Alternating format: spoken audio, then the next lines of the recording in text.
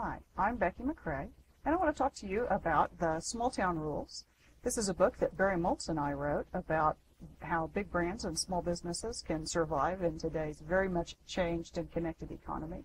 I want to talk to you about just one of the rules, and that's Rule 7, about being local, about building your local connections.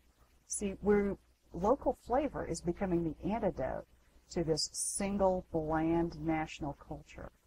It's become the way that we start to respect our own local taste and our own local flavor, our own local foods, certainly, but also our own local culture and the things that make each location different and interesting.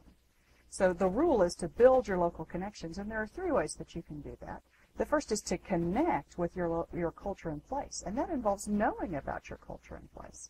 So that involves looking at your location and thinking about the things that you never think about, the things that are so obvious about your local area that they never even come to mind. I'm from western Oklahoma, and we're very much a frontier and cowboy kind of place, even if we're not all cowboys.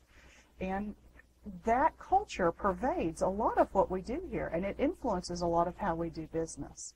So if you're from a different place, your culture is going to be completely different. For example, rural Maine has a completely different culture than what rural Oklahoma has. And it's a matter for you to look at your business and the culture that your business should be connecting with. You have to understand it first before you can share it.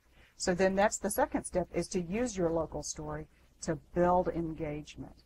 It's part of moving through know, like, and trust, and buy is to help people know you better. And that you can do by telling your stories. Sharing your connection to your culture is a way of accelerating that, of giving them a framework to understand you better.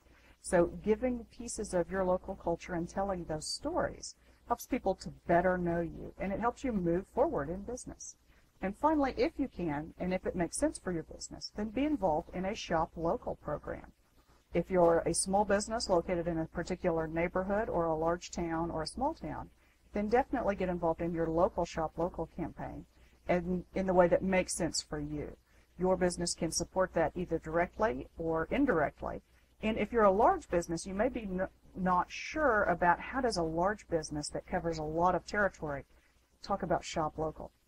And you talk about Shop Local in that case in each place that you are local to, whether you have a location in that area or you use products from that area. Then you want to connect with what's local to those people. So sharing your local ingredients, sharing the efforts you're making to support the local community, sharing the efforts that you have to change the way that you interact with the local environment and to protect the local environment.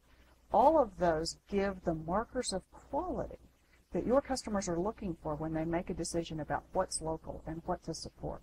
So those are the three pieces, is to connect with your culture and place, to use your local story to build engagement, and finally to be part of Shop Local in the way that works right for your business. If you'll do all of those three things, then you will have reached through rule number 7, which is to build your local connections. It's one of the small town rules that Barry Moltz and I put together. I hope you'll pick up a copy of Small Town Rules and put these rules to work in your business.